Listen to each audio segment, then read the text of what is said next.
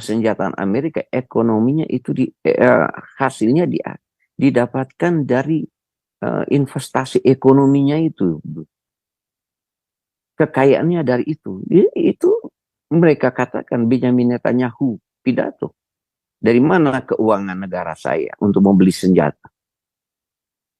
Coba kalau media Indonesia itu sampaikan bahwa Israel adalah kekuatan yang sangat luar biasa di Timur Tengah.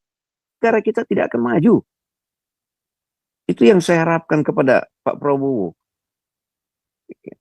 Ya kalau ini Prabowo benar-benar merubah, enggak usah Pak. Bapak mau keluar negeri, mereka tidak akan dengar Pak.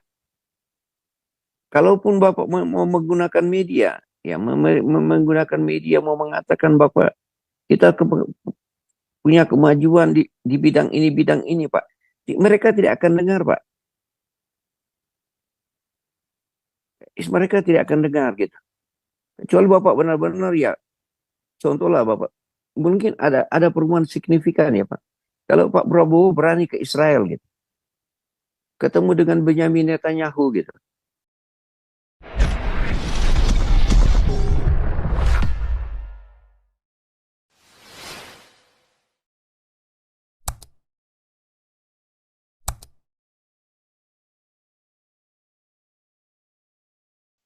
Negara kita tidak akan maju. Itu yang saya harapkan kepada Pak Prabowo. Ya kalau ini Prabowo benar-benar merubah, enggak usah Pak. Bapak mau keluar negeri, mereka tidak akan dengar Pak.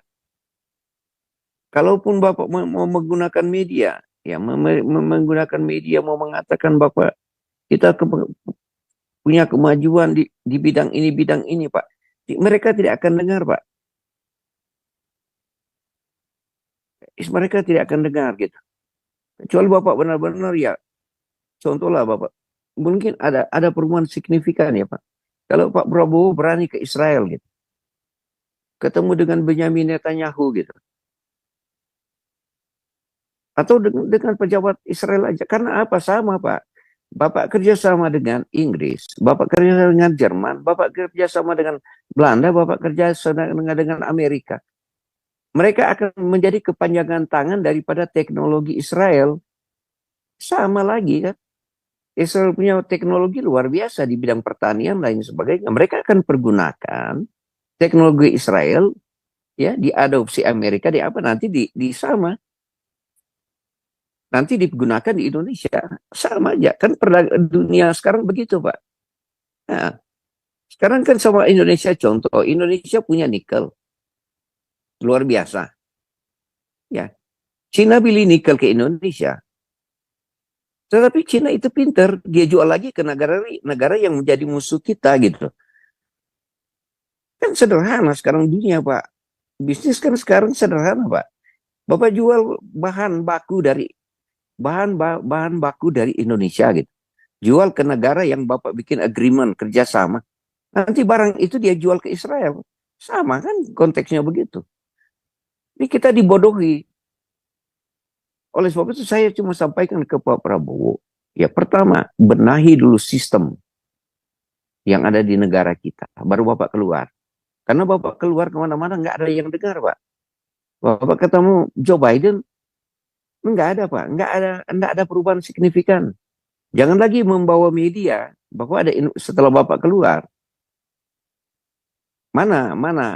Mana buktinya ketemu Inggris? Ketemu apa? Mana bukti? Ke Kanada, mana buktinya? Ada di media ini menyatakan ini ada investor dari perusahaan apalah yang berinvestasi di negara kita. Melainkan Bapak kemarin ketemu dengan pejabat-pejabat yang ada di Washington DC, itu adalah pengusaha-pengusaha Amerika yang telah berinvestasi lama di Indonesia.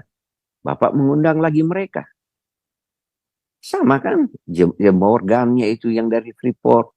Masih ada lagi barangkali perusahaan-perusahaan minyak Exxon dan lain sebagainya. Yang telah lama berinvestasi. Dia yang diundang baru bicara lagi. Nah, ini pesan saya. Kemudian bagaimana tentang eskalasi masalah Israel perang dengan ini. Oleh sebab itu, mari ya media-media di Indonesia lebih condong bagaimana mencerdaskan dan memajukan perekonomian negara dengan cara mau mengatakan Indonesia itu akan maju jikalau dia hubungan membuka hubungan diplomatik dengan Israel. Baru saya percaya negara kita akan maju. Dan orang-orang di Indonesia, media ini membodohi. Saya bilang media ini membodohi. Ya, media membodohi rakyat Indonesia. Sekarang langit sudah terbuka, Pak.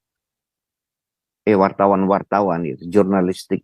Anda nggak usah menggiring rakyat itu, menggiring berita itu seolah-olah Israel ini ada. Nanti ada kejatuhan, akan dibom. Enggak bakal itu. Itu negara-negara sangat kecil, tapi negara teknologi inovatifnya. Ya, di dalam alat perangnya itu sangat luar biasa, apalagi kita bicara ekonomi.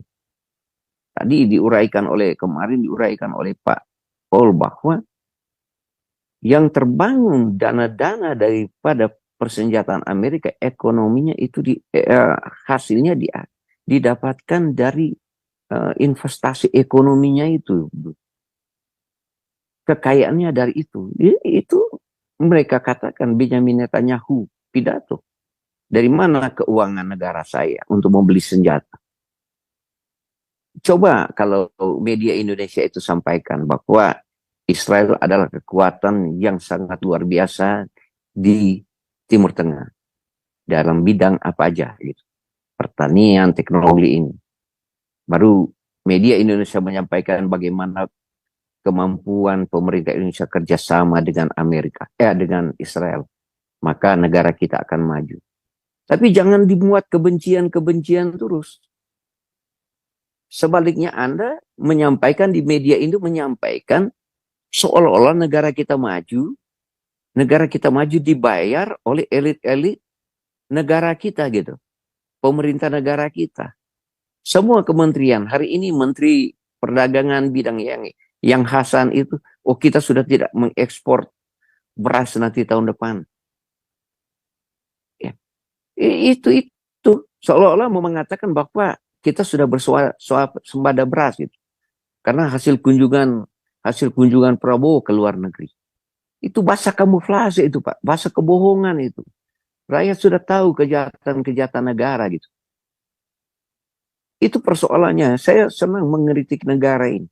Dalam konteks mengkritik membangun. Bukan ada kebencian. Kita mengkritik membangun. Ini sangat luar biasa. Saya lihat di YouTube ini banyak yang mendengarkan ya diskusi kita.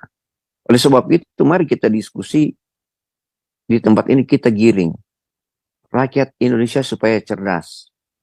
Karena sekarang tinggal rakyat Indonesia yang cerdas daripada pemerintah kita gitu. Pemerintah cerdas itu adalah cuma hanya menggunakan media untuk mencoba menggunakan media untuk mencerdaskan mereka. Sebenarnya rakyat yang lebih cerdas mau melihat daripada kebodohan mereka. Tunggu sebentar lagi, Pak Prabowo. Nanti sebentar lagi ada society itu, civil society itu menemukan orang-orang koruptor di anak buah Bapak, di pemerintahan Bapak. Satu kali akan ketemu itu, Pak. Satu kali akan ketemu kejahatan-kejahatan HAM di negara kita yang ditutupi. Tetapi negara luar tahu. Sekarang sebenarnya jujur aja, Pak, kalau kita ada melakukan pelanggaran HAM, ya apa yang Bapak lakukan atau anak buah Bapak, mengaku aja itu bagian daripada politik gitu. Kita harus jujur. Kalau kita menyatakan kebenaran itu baru kita nyatakan kebenaran kepada orang lain di dalam kebersalahan kita. Kita selalu dikatakan dalam filosofi itu kita adalah gentleman. Kalau kita mampu mengaku akan kesalahan kita. Kalau kita mengaku akan dosa kita kepada orang lain, kita bilang itu gentleman. Tetapi kalau kejahatan Anda tutupi dengan kejahatan, dengan mau mengangkat kredibilitas Anda, itu negara tidak akan maju. Menjadi pemimpin seperti tidak akan maju. Nah, sebab itu saya sampaikan ulang ya. Kalau kita mengaku kesalahan kita adalah gentleman. Itu orang gentleman seperti itu. Orang satria itu mengaku akan kesalahan. Setelah mengaku akan kesalahan, negara akan tahu, dunia akan tahu.